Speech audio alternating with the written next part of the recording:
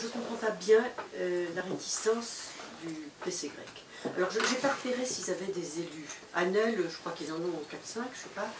Il ne faut pas dire non plus que le PC grec a pris 1,5%, il a pris 30%, comme Syriza a pris 25%, puisque quand on passe de 30 à 40 députés, c'est 10%, c'est 10% de l'ensemble, par rapport à son propre électorat, ça fait beaucoup plus. Mais je ne comprends pas la position du PC grec. Je sais qu'ils sont vraiment attachés à la sortie de l'Europe. Alors pour eux, c'est bon, quelque chose d'essentiel. Mais est-ce qu'ils avaient des élus? Est-ce qu'ils ont dit quand même qu'ils allaient soutenir les mesures positives? Je ne vois pas quelles mesures n'étaient pas positives dans ce qui a été annoncé. Est-ce que c'était symboliquement aussi le fait de montrer qu'il s'agissait d'un mouvement national et non pas uniquement un mouvement historiquement de gauche? Pourquoi?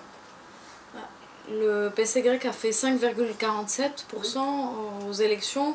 Ils ont plus de députés que les Grecs indépendants. Ils ont 17, 20, un truc comme ça. Et en fait, le PC grec est vraiment une erreur de l'histoire. Non mais c'est vrai. Là, leur position, c'est de dire qu'en fait rien n'a changé entre le gouvernement précédent et celui actuellement, que Syriza ne fait qu'appliquer les politiques d'austérité et des mémorandums, que c'est un gouvernement qui est contre le peuple. Et effectivement, ils sont sur une ligne très dure par rapport à l'Union européenne, mais dès le départ. Et ils sont sur une position extrêmement sectaire. Enfin, ce sont les seuls à exprimer la colère populaire et tous les autres sont des concurrents, en fait. Donc c'est malheureux, hein, parce que moi j'étais pour qu'ils fassent... évidemment, ça aurait été beaucoup plus simple, mais ils ont toujours refusé de faire alliance, malheureusement. Oui.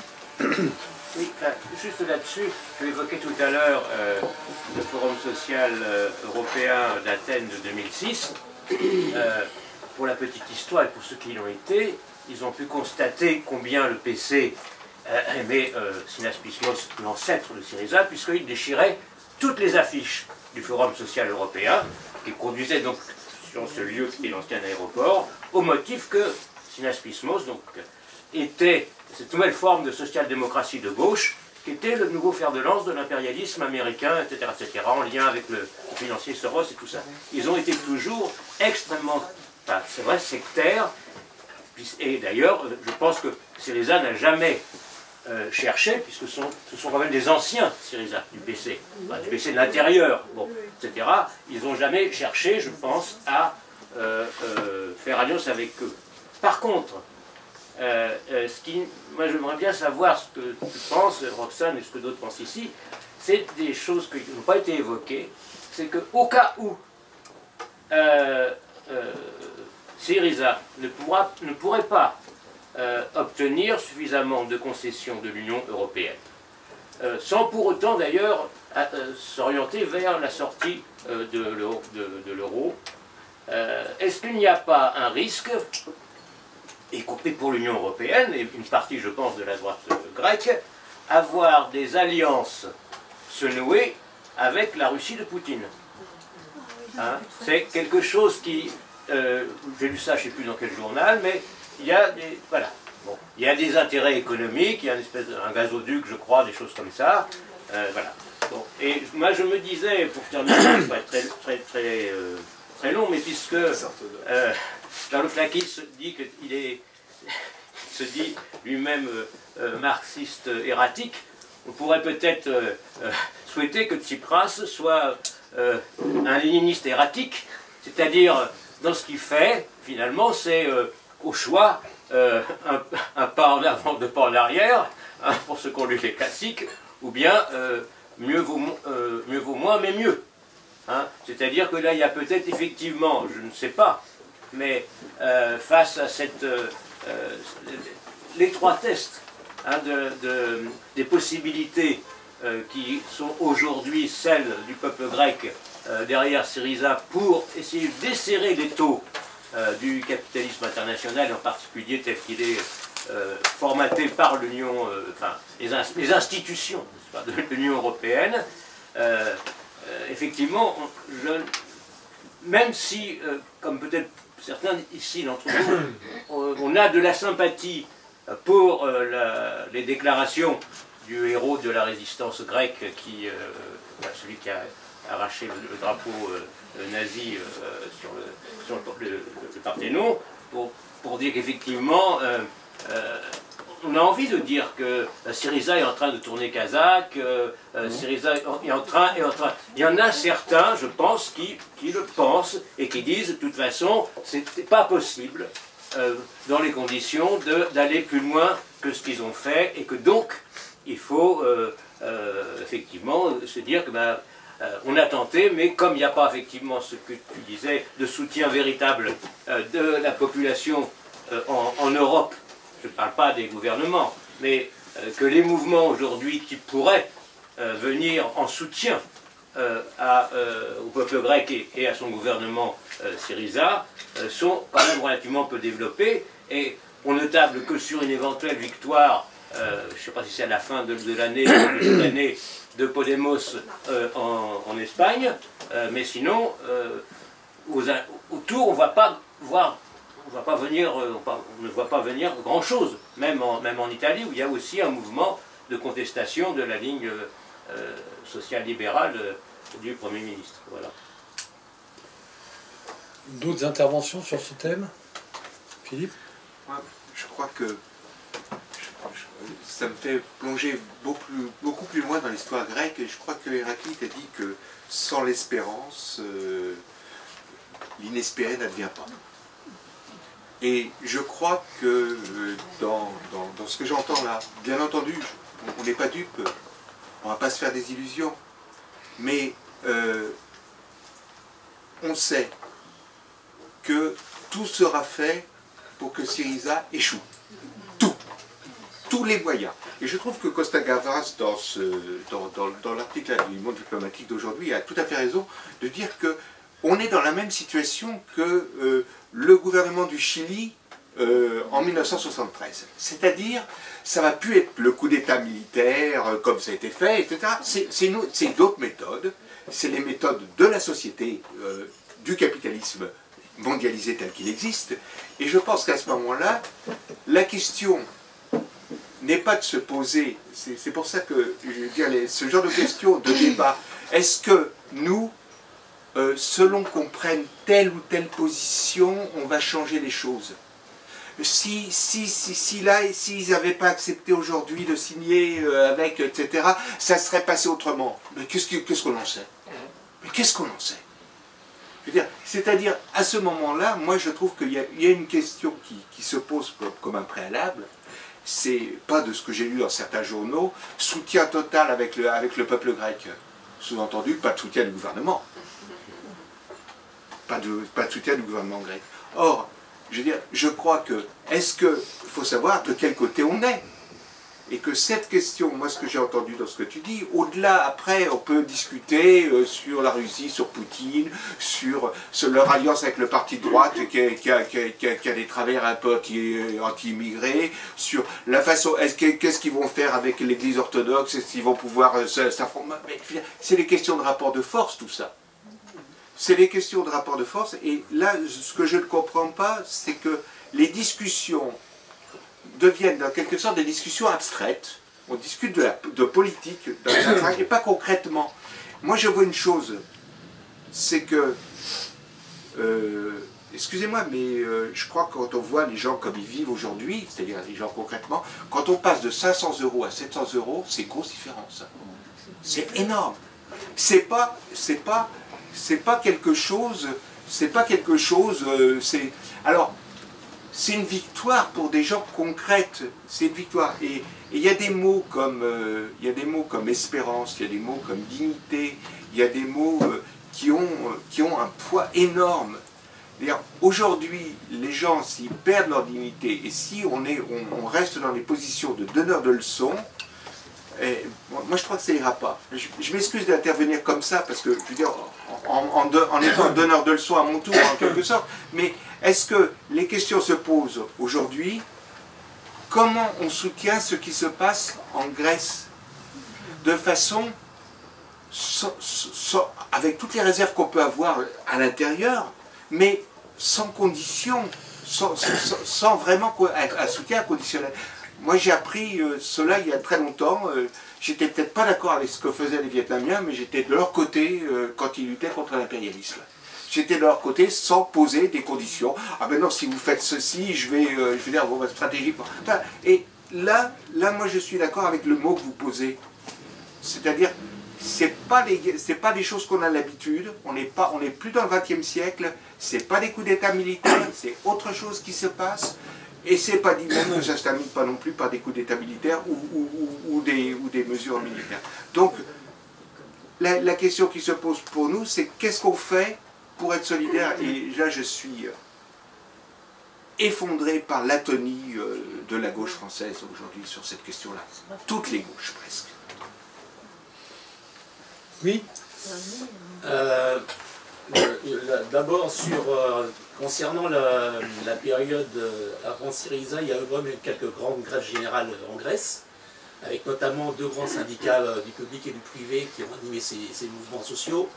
Donc je voudrais savoir quelles sont leurs positions aujourd'hui par rapport au gouvernement en place de Syriza et dans les autres catégories professionnelles que tu cites, agriculteurs, commerçants, etc., comment ils sont organisés et qu'est-ce qui se positionne. Et la question que nous, on s'était posée à notre niveau, c'est est-ce qu'il y a des possibilités de nouer des liens de solidarité avec des organisations syndicales grecques ou des associations d'un certain nombre de domaines, transport, santé, etc. Et la deuxième chose, par rapport à la solidarité en Europe qui était faible, on l'a vu à la manifestation du 15 février à Paris, il y a quand même une contradiction. C'est que dans beaucoup de pays d'Europe, il y a eu de grandes grèves massives contre l'austérité, mais désynchronisées au niveau européen. Portugal un jour, l'Espagne un autre jour, la Belgique, après l'Italie, après l'Irlande ou l'Allemagne, etc. Et en conséquence, ça ne se traduit pas en mouvement inter-européen, en mouvement de solidarité dans le cas présent. Et je crois qu'il faudrait trouver les moyens et trouver qui ou quel organisme puisse lancer un appel qui puisse être fédérateur pour essayer de travailler pendant ces 4 mois à un développement de la mobilisation internationale au niveau européen. Est-ce qu'il y a d'autres interventions? Sinon, je veux bien occuper un peu le temps. 2 minutes. D'abord, par rapport à cette affaire d'alliance avec les Grecs indépendants, juste un mot. Il y a une alliance qui a été proposée au PC grec. Le PC grec l'a refusée. Et la proposition officielle de Syriza, qui était discutée en son sein, c'était un gouvernement de gauche avec une coalition. Alors, dans le sac des sectaires, il y a le KKE. Alors, quelqu'un posait la question pourquoi? Moi, j'ai une réponse simple, de vocabulaire peut-être, c'est des staliniens, ancestraux, voilà. Donc, ils considèrent que tout ce qui n'est pas eux est un ennemi, et puis voilà. C'est déjà arrivé dans l'histoire, hein. Ils ont fait des dégâts. Et puis, il y a des gens qui sont... des gens qui se réclament du trotskisme, de ci, de ça, qui ont la même attitude. Aujourd'hui en Grèce, exactement la même attitude. Bon, fin de la parenthèse là-dessus. Moi, je voulais revenir sur des choses qu'a dit Roxane et qui ont été discutées un peu après. D'abord, moi aussi j'ai lu les 6 pages là, en anglais. Effectivement, c'est très dense et il y a des propositions qui sont des propositions techniques, intelligentes sur une série de choses, mais on ne va pas les discuter en détail ici. Le fond de l'affaire, et moi c'est ce que je retiens, et c'est pas comme ça un vœu pieux, un parti pris, c'est que pour l'instant, toutes les déclarations du gouvernement grec et de Syriza, avec des discussions en leur sein bien sûr, mais toutes les déclarations, c'est de dire nous appliquerons notre programme de soutien social à la population et nous appliquerons un programme de politique fiscale pour prendre l'argent aux plus fortunés, aux privilégiés, etc. Qu'ils puissent le faire immédiatement sur toutes les mesures, j'en doute. Et moi, les professeurs ou les Cassandres qui disent Syriza aurait dû nationaliser tout de suite toutes les banques grecques. Hop, coup de cuillère. Deuxièmement, ils auraient dû décider l'euro, on vous emmerde, au revoir. Troisièmement, ils auraient dû décider de se tourner vers l'un, vers l'autre, etc. pour faire. Mais c'est de la folie. Si on raisonne comme ça, si demain il y a un gouvernement de gauche en France, vous croyez que les emmerdements qu'ils ont, eux, aujourd'hui en Grèce, ça va être amoindri par rapport à la situation, même si la situation économique aujourd'hui en France n'est pas évidemment celle de la Grèce, bien sûr que non. Donc qu'ils veuillent gagner du temps pour pouvoir appliquer leur programme et consolider le soutien social dont ils ont bénéficié et qu'a décrit Roxane très bien, je trouve ça légitime. Légitime. Et on doit les appuyer dans cette direction. Après, bien sûr que dans Syriza, il y a des gens qui sont plus à droite, il y a des gens qui sont plus à gauche, il y a des gens qui sont au centre. Il y a une discussion, comme dans toutes les organisations politiques qu'on connaît en France et sur la Lune. C'est la même chose. Donc il y a des discussions avec des points de vue qui peuvent être des points de vue différents. Et dans Syriza, il y a une plateforme de gauche qui représente un tiers et peut-être plus aujourd'hui de l'assise militante et du dernier congrès de Syriza. Donc c'est appréciable et qui participe au gouvernement. Les deux choses sur lesquelles ils ont fait une vraie concession, mais moi je pense que c'est difficile de juger s'ils avaient raison ou s'ils avaient tort. Moi je pense qu'ils avaient raison. Ils avaient raison. Les deux vraies concessions qu'ils ont fait, c'est de dire sur les privatisations, on ne va pas y mettre fin tout de suite, mais c'est pour des raisons tactiques, c'est la politique de contournement par rapport aux autorités européennes, parce qu'ils ne veulent pas, dans l'état actuel des choses, la semaine prochaine, avoir un mur d'argent devant eux, qu'ils ont déjà. Bon, et je pense que c'est légitime de leur côté. Et la deuxième concession qu'ils ont fait, pour résumer les choses synthétiquement, c'est de dire le salaire minimum qu'ils avaient promis, etc. Ils n'ont pas repris ça en détail, et il y a des déclarations qui laissent supposer, il y a déjà eu des déclarations du gouvernement au Parlement pour dire qu'ils le mettront en œuvre progressivement, mais ils ne disent pas qu'ils vont l'abandonner, ils disent on va le mettre en œuvre progressivement, et peut-être pas le faire immédiatement la semaine prochaine, il y aura peut-être des paliers, etc. C'est des choses qui peuvent se discuter et qui évidemment posent des problèmes sociaux qui sont aigus. Dernière chose, et j'ai fini, c'est sur la sortie de l'euro. Moi je pense que si on est un peu, disons, très très attentif à ce qui se passe avec la Grèce, ça pose un nouveau problème, incontestablement. Qui n'est pas celui de la sortie de l'euro, mais en gros, je vais le dire rapidement, la conclusion c'est qu'un affrontement avec le grand capital sous ses diverses formes en Europe, il n'y a pas un grand capital européen, etc., mais cet affrontement-là, il débouche forcément sur une rupture avec l'Europe telle qu'elle est. Tout le monde le sait, ça. Tout le monde le dit, tout le monde le sait, et tout le monde en est conscient. Et d'une certaine façon, c'est peut-être la véritable arme qu'a Syriza entre les mains. Non pas de sortir de l'euro demain, ça serait une folie pure. Folie pure. Parce que ça veut dire une dévaluation et une perte de pouvoir d'achat d'au moins 30 à 40% pour la population, pour les raisons qu'a indiqué Roxane, mais de brandir cette menace en construisant un rapport de force qui permet de la brandir, alors oui, ça peut devenir une arme dans une compétition en Europe, à condition que ça soit soutenu par la population. Et la population, elle n'a pas voté, en votant Syriza, elle n'a pas voté pour la sortie de l'euro. Elle a voté pour le maintien dans la zone euro. C'était le programme de Syriza, et à juste titre. Donc on ne peut pas imposer ça à la population comme ça, il faut qu'elle le suive si ça devait être le cas, et en tout cas qu'il y ait une campagne de sensibilisation et d'accord de la part de la population. Donc le problème n'est pas la sortie de l'euro demain, et de toute façon techniquement c'est très difficile, impossible, et ça veut dire se faire étrangler, hein. Il ne faut pas être léger sur ce problème. Alors bon, Roxane a dit, on parle de 200 milliards, ça c'est du pipeau, je pense, hein, en fonction des chiffres de ce que c'est que le PIB grec, mais les chiffres selon certaines estimations, moi j'ai amené des munitions ici, il y a une note du Crédit Agricole, c'est une banque française, sur la dette grecque, etc., etc. Et là on parle d'une vingtaine de milliards de retrait des comptes dans des dépôts bancaires, etc. Ce qui 20 milliards à l'échelle de la Grèce, 20 par rapport à 200 le PIB grec, pour arrondir les chiffres, ça veut dire 200 milliards en France. Hein. Donc ça donne une échelle quand même de la grandeur de la fuite des capitaux qu'il y a déjà aujourd'hui. Bon, voilà. Donc par rapport à ce problème, je pense qu'il faut maintenant être attentif et puis faire notre boulot. Alors un dernier mot par rapport à ce qui a été dit sur la solidarité. soyons pas là non plus là, on est déçus par le fait qu'il n'y a pas un mouvement comme ça qui flambe, bien sûr.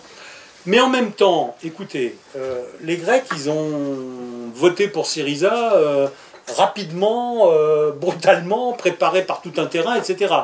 Les choses commencent sans doute peut-être à bouger en Europe, en tout cas dans le sud de l'Europe. Donc il faut laisser un peu le temps que tout ça... Laisser, on n'a pas beaucoup le temps, mais il faut laisser quelques semaines. Et moi, personnellement, je suis plutôt confiant. C'est un acte de foi, mais il en faut aussi dans ce qu'on fait. Sur le fait qu'il y aura des comités, il y aura des trucs, il y aura des manifestations, il y aura des grands meetings de solidarité avec la Grèce. Pour la première fois dans l'histoire, c'est une déclaration de papier, mais ce n'est pas sans importance, la grande DGB, le grand syndicat allemand qui est bien assis dans son fauteuil depuis longtemps, avec les fesses rebondies par les négociations qu'il mène en permanence, le grand syndicat allemand, il a déclaré qu'il était solidaire du gouvernement grec. Hein? Bon, et il est lié au SPD allemand, qui est lui-même au gouvernement. Donc ça, c'est des choses qui bougent dans la conscience politique, pas simplement dans les institutions. Il faut avoir un peu confiance là-dedans, à condition de faire notre boulot, chacun là où on est, pour que les choses bougent, quoi. Roxane. Oui, effectivement, je voulais juste clarifier quelque chose. Effectivement, ni le PC grec, ni Adarsia, donc la coalition de la gauche, de l'extrême gauche, n'ont voulu participer au gouvernement de Syriza, le gouvernement de gauche. Juste quand même une différence, parce qu'ils sont quand même pas aussi terribles que le PC grec. Adarsia est quand même dans la rue, dans les manifestations, dans un soutien critique, et a malgré tout des positions plus intelligente que le PC grec, qui lui vraiment est terrible, c'est affligeant. Et il y en a une partie qui discute avec Syriza. Oui, on peut ajouter oui. ça. Bien informé. Ce que je voulais dire, c'est sur la question de la sortie de l'euro, par rapport à ce que tu disais par rapport à Manolis Glezos, je pense que c'est tout à fait différent d'exprimer des critiques par quelqu'un qui est au sein du parti et d'exprimer des critiques en Grèce. Est tout à fait différent d'exprimer les mêmes critiques comme ces critiques-là s'expriment dans les médias européens, etc. Pour moi, en tout cas, Manolis Glezos, c'est tout à fait légitime d'avoir sa position, d'avoir des doutes et même de l'émotion par rapport à ce qui se passe en Grèce, parce que c'est vraiment un processus difficile et il a le droit de douter des positions que prend Syriza. Mais c'est vraiment, je voulais souligner ça, pour moi c'est vraiment différent de le faire à l'intérieur du pays et de le faire au sein même de Syriza. C'est même une bonne chose pour qu'il n'y ait pas non plus, enfin qu'il y ait un lien qui existe avec le parti lui-même, quoi, hein, que le gouvernement ne parte pas dans un processus, enfin dans quelque chose qui serait plus lié, y compris avec le parti. C'est un enjeu, ça aussi, hein, qui est assez présent. Par exemple, moi qui suis sur les listes mail de différentes commissions thématiques, c'est sûr que depuis l'élection, il y a beaucoup moins d'activités que précédemment. Ça, c'est un signe aussi. C'est des choses sur lesquelles il va falloir travailler. Et c'est une des questions qui se posent pour les prochains mois. Hein. C'est garder un lien fort avec le mouvement social et avec le parti. Après, sur ces critiques-là, c'est pas le cas de Glezos ni de Sofia Sakorafa, par exemple, qui expriment des critiques, mais beaucoup de personnes qui expriment ce type de critiques sur la gauche, disons, de Syriza, la seule proposition qu'ils ont, c'est la sortie de l'euro. Pour moi, ça, c'est pas possible. Enfin, pour moi, en tout cas, ça, c'est pas possible, pour les raisons que j'exprimais tout à l'heure. Pour moi, c'est pas une solution miracle, y compris si on prend ce chemin-là en tant qu'arme de négociation, comme disait Charles tout à l'heure. C'est des choses qui se préparent, ça peut pas se faire de cette manière-là. Sincèrement, entre la faillite bancaire et la sortie de l'euro, je ne sais pas ce qui est pire pour la population. Donc ceux qui disent il faut aller à la rupture, il faut sortir de l'euro, moi ça me convainc pas et ça me rassure pas sur qu'est-ce qui se passe le lendemain dans les frigos des gens et quand ils vont retirer de l'argent. Et c'est quand même ça, la chose la plus importante. Et c'est quand même ça qui va faire c'est un équilibre subtil entre radicalité et possibilité de survivre qui va faire que les gens vont continuer à soutenir Syriza et que encore plus ils vont se mettre en mouvement, quoi. Donc créer des situations de famine, des désastres sociaux, c'est absolument pas ça qui va faire que la Grèce sera en meilleure situation dans quelques mois. Sur les alliances, la semaine dernière, Tsipras a noué des alliances commerciales avec la Chine. C'est tout à fait possible qu'il y ait des alliances avec la Russie. Mais moi, cette espèce de petite musique terrifiante de la nouvelle guerre froide qui se dessinerait, franchement, je trouve ça assez ridicule, dans le sens où Obama aussi a proposé son soutien, on en parle moins, donc c'est moins choquant. C'est normal, un pays qui est dans une difficulté, un pays qui est étranglé et qui est mis face à des chantages de ce type, d'essayer de trouver des alliés en dehors. Moi, je trouve ça, j'ai aucun problème avec ça, même si je ne suis pas particulièrement pour les produits agricoles chinois, hein, ça c'est pas le problème. Bon. Sur les syndicats,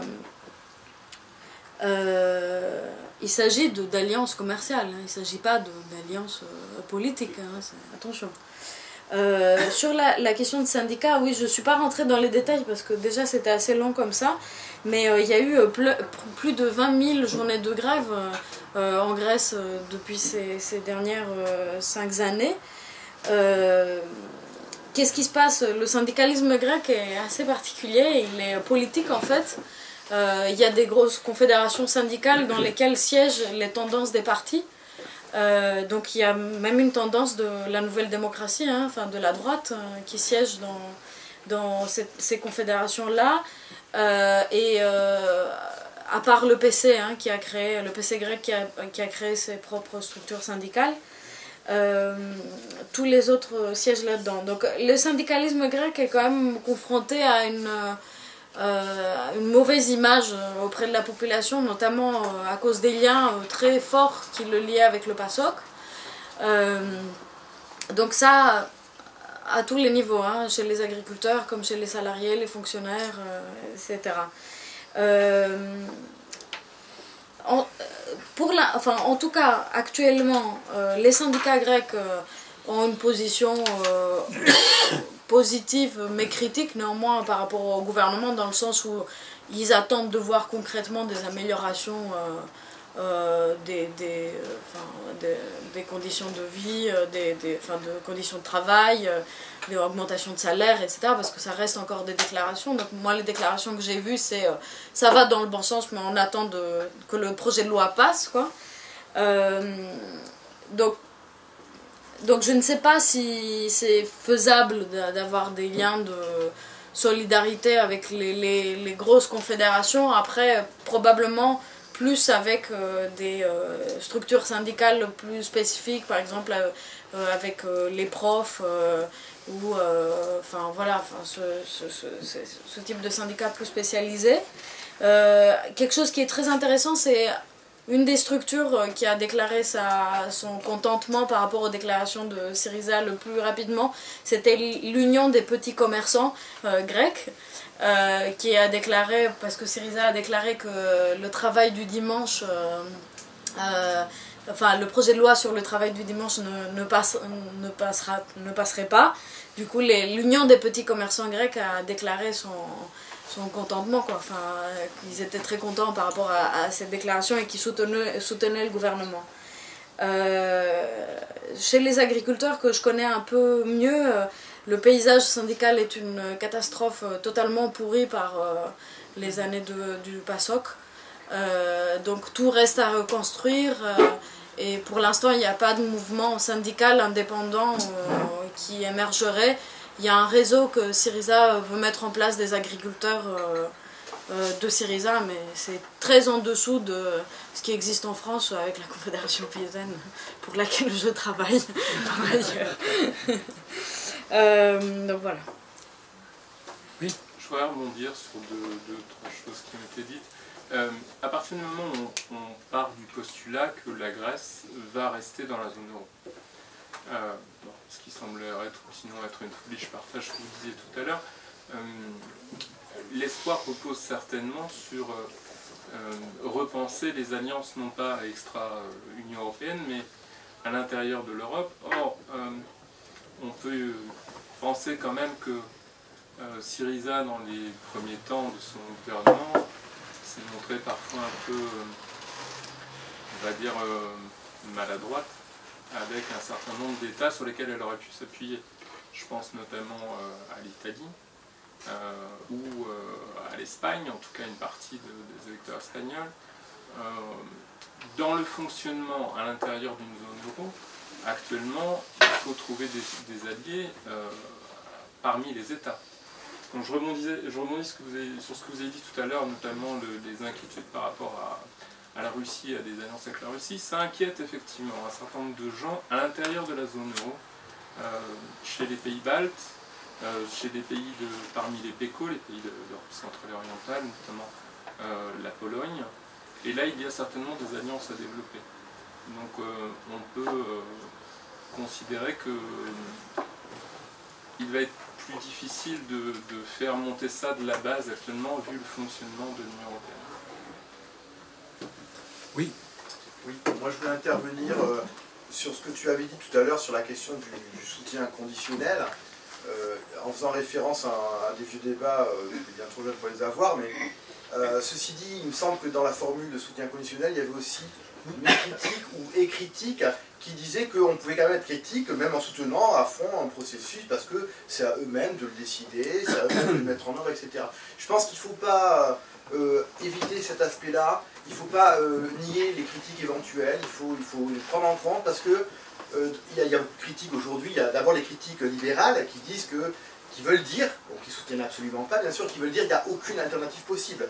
Et ça, c'est ce que nous renvoie la presse, le Monde, ce que nous renvoient les économistes qu'on peut entendre sur les chaînes de radio le matin, etc. Ils veulent que ça se casse la gueule, ils veulent qu'il n'y ait absolument aucune alternative, et c'est ça leur discours.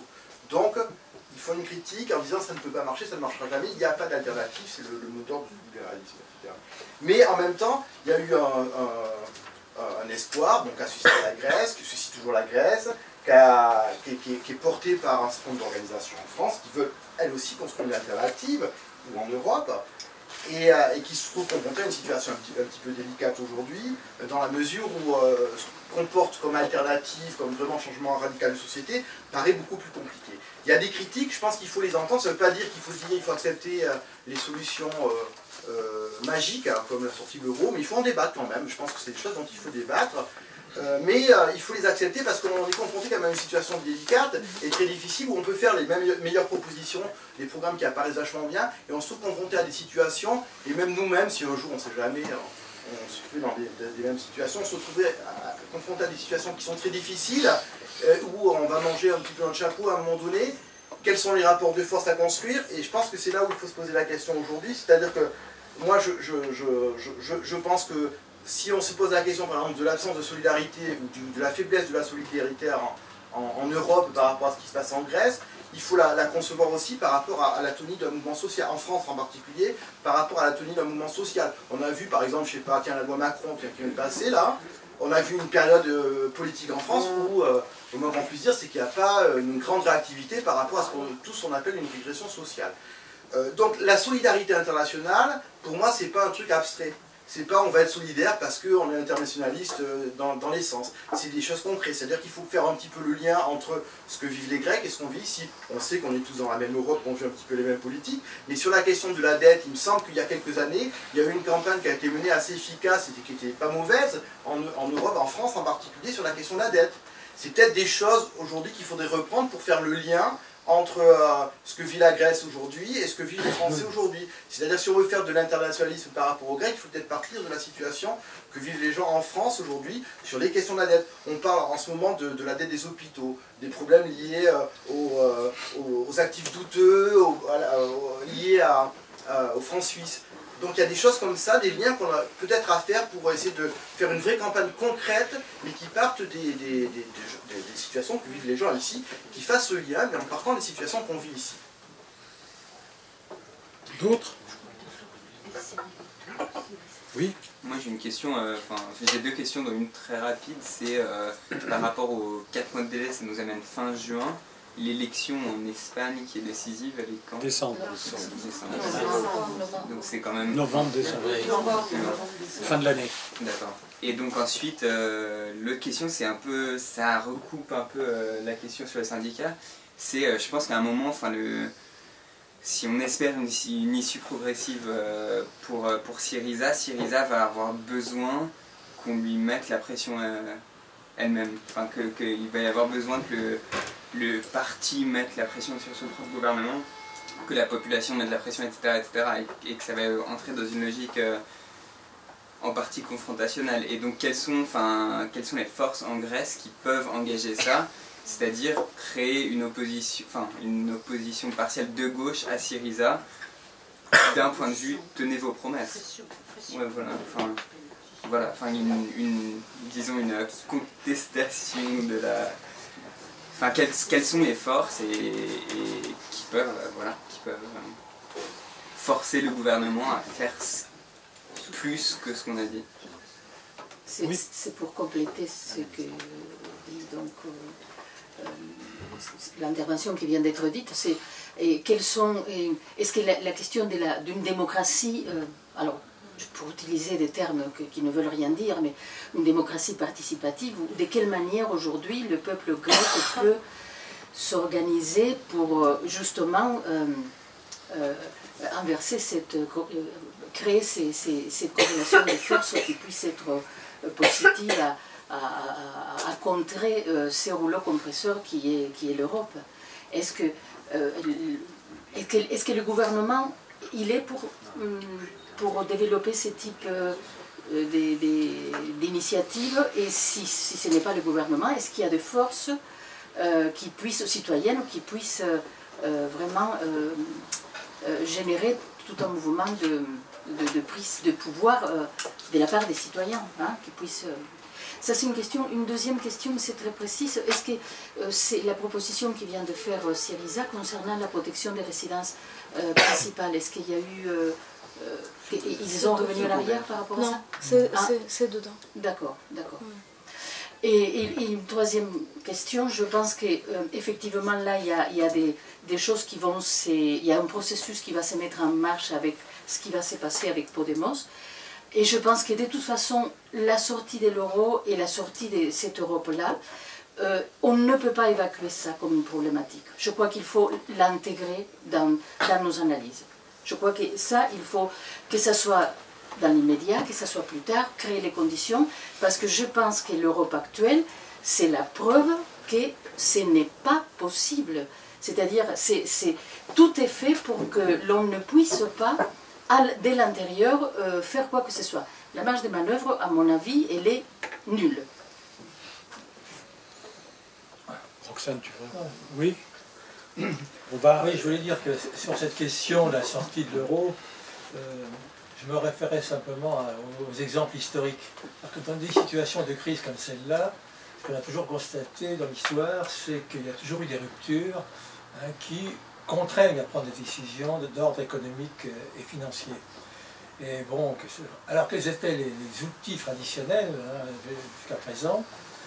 C'était le contrôle d'échange, par exemple, et puis la dévaluation, qui permettait effectivement, disons, de reconquérir une partie des marchés. Alors évidemment, l'inconvénient de cette chose, c'est que ça désorganise le système des paiements, évidemment. Mais alors si je me réfère à l'exemple argentin, qui a été en 2001-2002, qui était quand même, c'est la rue en fait, qui a imposé le changement.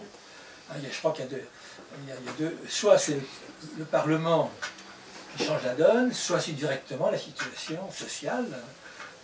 Et dans cette conjoncture-là, qu'est-ce qui s'est passé en fait? C'est qu'il y a eu des blocages des avoirs dans les banques. Mais c'est quoi l'avantage du blocage des avoirs? Même si chaque client ne pouvait plus retirer que l'équivalent de $80 par quinzaine, eh bien c'était quand même que ces avoirs n'ont pas quitté le pays. Ça c'est très important. Et donc finalement, dire que de manière systématique, d'évaluer ou changer la parité monétaire, c'est la catastrophe. Que je sache, quand même, la Grèce est quand même le premier pays de tourisme. Sur le tourisme, il est évident que la dévaluation immédiate permet de reconquérir le marché, hein, face à tous les autres concurrents, les Espagnols, etc. Donc, alors, et en Argentine, de fait, là, faire cette opération, c'est répudier une partie de la dette. Là, c'est plus une négociation avec des spécialistes, etc., internationaux, la Troïka et autres. De fait, il y a une dévalorisation, en quelque sorte, des dettes, un allègement des dettes. Et il a fallu jamais les créanciers de l'Argentine, avec les fameux bons Bredi hein, qui ont été en fait une dévalorisation pratiquement de 60% en moyenne, jamais donc cet argent n'a pu être récupéré. Alors bon, on peut discuter hein, sur je veux dire, cette espèce de mystique, là, cette crainte, je donne un peu en économiste, hein, parce que bon, si ça va continuer, toute période d'incertitude comme celle qui est en train d'être vécue actuellement, tous ces atermoiements autour, est-ce qu'on aura des liquidités pour finir le mois, qu'est-ce qu'on va nous prêter jusqu'en juin, tout ça, ça favorise bien évidemment le vidage des comptes bancaires. L'incertitude, c'est quoi? Ça veut dire que la confiance, ça y est, s'est réduite à zéro. Qu'est-ce qui va rester dans les banques grecques si ça continue comme ça? Il va plus rester. Il est bien évident que les plus gros avoirs sont partis depuis longtemps et que d'autres vont partir. Il y a des chiffres qui sont cités qui sont déjà énormes. Donc, il y a un deuxième élément quand même qui n'est pas évoqué et qui me semblait, moi j'avais lu quand même sur la Grèce un nombre de choses concernant une série de formes d'auto-organisation, hein, notamment au niveau de la distribution des produits agricoles. Ben, il est évident que ces éléments-là aussi pourraient être organisés par le haut, donc par le pouvoir politique, pourraient être des éléments justement qui permettraient de renforcer la confiance un petit peu à la base et favoriser le changement. Moi, ça me semble.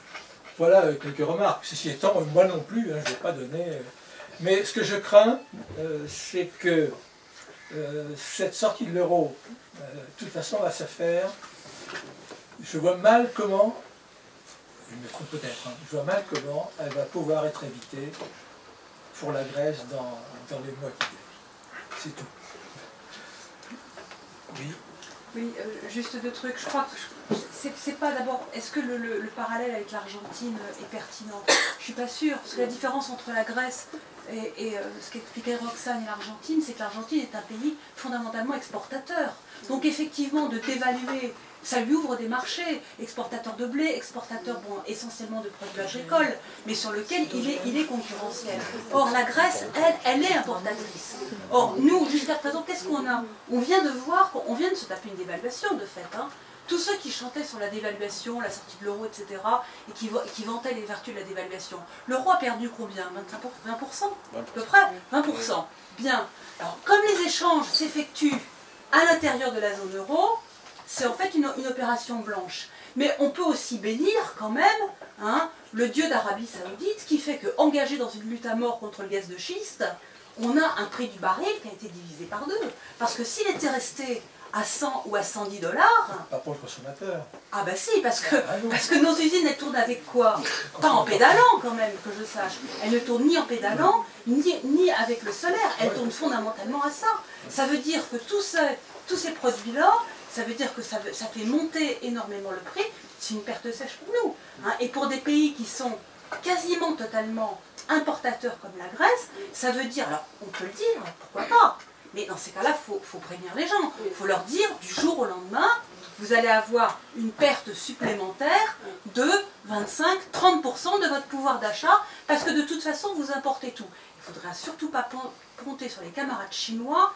Hein. Vous avez vu la première réaction du grand parti communiste chinois quand ils ont annoncé que peut-être ils allaient cesser la privatisation du Pirée. Hein. Ça a été les premiers à gueuler. Alors ça, là-dessus, si on compte sur eux, Franchement, on est mal barré. Malheureusement, l'argument du tourisme ne tient pas non plus. Et l'argument du tourisme, c'est ce que j'allais dire, ne tient pas. Regardez les prix touristiques actuellement en Grèce, Non, mais attends, le tourisme, ils restent très élevés parce qu'ils sont en main les Allemands et les Français. Non, la première richesse de la Grèce, c'est la flotte et les armateurs. La flotte et les armateurs. Le tourisme, c'est la façade, c'est autre chose. Alors, à quelque chose valeur est bon, avec la façon dont on tournait les printemps arabes, toute une partie du tourisme de masse. Je pose même pas le problème, est-ce que c'est ce type de développement qu'on veut? Ça, c'est encore un autre problème. Mais en tout cas, toute une partie du tourisme de masse qui allait sur la Tunisie, sur le Maroc, etc., sur l'Égypte, s'est détourné sur la Grèce. Bon, bien. Voilà, donc au bout d'un moment aussi, ça veut dire des capacités touristiques. Et je pose en plus, et je crois que c'est quand même pas anodin, de poser aussi un type de modèle de développement quand même uniquement basé sur le bétonnage des côtes, qui est quand même déjà sacrément avancé. Donc moi, la sortie de l'euro, moi je ne réifie pas l'euro, mais il faut dans ces cas-là prendre toutes les conséquences, cas par cas, parce que la sortie de l'euro pour l'Allemagne, c'est une chose, la sortie de l'euro pour la Grèce, c'est pas exactement la même chose, c'est pas exactement la même chose. Bien, et de voir après quelles en sont les conséquences. Et franchement, je pense pas qu'il y aura de sauveur suprême, ni la Chine, ni la Russie, alors peut-être pour des raisons politiques et tout, mais bien, ils ont quand même pas mal de choses, entre la Crimée qui coûte cher, l'Est de l'Ukraine qui va coûter cher, puis bon, puis aussi la chute du prix du pétrole, un dollar à 50... un baril à 50 $ ou 60 $, c'est pour des pays comme ça, c'est une cata. Et personne n'en voit pour l'instant. Au mieux, ça sera 2016. Donc, la question bon, non, mais attendez, je vous propose qu'on ne fasse pas une discussion sur le baril et le tourisme, etc. Donnez votre avis, mais rapidement, parce que on arrive bientôt à la fin de la négociation. Juste une précision, quand j'ai parlé tout à l'heure de la sortie de l'euro, je ne parlais pas du tout de la sortie de l'euro actuellement pour la Grèce, mais que je pense que les gauches européennes doivent se poser peut-être une sortie de l'Europe ensemble. Mais écoutez, je ne voudrais pas qu'on fétichise ce problème avant de repasser là. Personne n'est pour l'euro ici et personne n'est pour la sortie de l'euro dans les 3 minutes. Ça ne veut rien dire. Intégré dans notre pensée. Non, mais tous les gens qui sont pour que le monde change, on va le dire comme ça pour faire moderne, ils pensent que l'Europe telle qu'elle est, c'est une prison et c'est un grand marché du capital, point. Donc c'est pas ça la question. La question c'est, si on fait de la politique en Grèce ou ailleurs, il faut essayer de se mettre un instant, dans les bottes du gouvernement de Syriza aujourd'hui. Qu'est-ce qu'il essaye de faire? C'est pas compliqué ce qu'il essaye de faire. Il essaye de gagner du temps parce qu'il n'a plus rien dans les caisses. Rien. Il faut comprendre ça. Il n'y a plus rien dans les caisses. Et les gens, du jour au lendemain, ils ne peuvent pas arriver, comme Roxane disait, dans des magasins où il n'y a plus rien, ou etc., etc. Plus d'essence, plus... Bon, c'est ça que ça veut dire. Donc ils essayent de gagner du temps, un peu, ils voulaient 6 mois, ils en ont 4, de gagner du temps pour appliquer une politique, d'une part sociale pour consolider leur soutien, c'est légitime, c'est bien, même s'ils ne font pas tout d'un seul coup, faire ça, et deuxièmement, pour commencer à appliquer des mesures résolues, je suis convaincu qu'ils vont le faire, en matière fiscale pour faire cracher ceux qui ne payaient jamais d'impôts jusqu'à présent et rationaliser toute cette affaire, qui peut rapporter de l'argent. Bon, ils demandent 4 mois pour ça. On est sûr, au bout du compte, enfin moi je suis convaincu, et tout le monde en est convaincu, y compris le Crédit Agricole, qu'au bout du compte, la zone euro ne tiendra pas dans l'état où elle est. Aujourd'hui, c'est pas possible. Et c'est pas la Grèce qui provoquera son explosion, c'est parce qu'elle est aujourd'hui pétrie de tellement de contradictions qu'elle aura du mal à tenir, on ne sait pas combien de temps, mais elle aura du mal à tenir, a fortiori, s'il y a un mouvement qui se lève, un mouvement ça ne veut pas dire la révolution, mais un mouvement en Europe, avec des gens qui manifestent, avec des syndicats qui prennent position, avec des associations qui se mobilisent pour dire « foutez la paix aux Grecs ». Laissez-leur faire leur politique et leur politique sociale et arrêtez d'essayer de leur couper le robinet à tous les instants. C'est ça qu'ils cherche, le gouvernement grec, que je crois comprendre et qu'il a raison de chercher. Donc voilà. Roxane. Oui, je voulais dire que le gouvernement, la ministre de l'économie a déclaré qu'il y a déjà 500 millions d'euros de collectés grâce grâce aux mesures qui seront prises contre la fraude fiscale et contre l'évasion fiscale, etc. Et il cible 7 milliards d'euros. Et une partie du programme social que veut mettre en place Syriza doit être financée sur ces fonds-là, notamment l'augmentation du salaire minimum. Donc ça, c'est une première chose. Sur la question par rapport aux forces présentes, ce que je disais tout à l'heure, c'est que c'est quand même une société qui jusqu'aux élections était plongée dans la morosité. Ça change pas non plus du jour au lendemain, et c'est vrai que la confiance aux structures préexistantes, notamment syndicales, est extrêmement basse. Quelque part, il y a tout à reconstruire en Grèce de ce point de vue, en termes d'organisation du mouvement social. Ce qui existe, ce sont des luttes partielles. Ce qui existe aussi, c'est des expériences d'autogestion et de survie, etc. Les syndicats existent bien sûr avec une efficacité relative, mais tout ça ne constitue absolument pas une coordination, une structuration suffisante face aux événements qui vont venir, y compris ce ne sont pas des structures sociales qui peuvent agir comme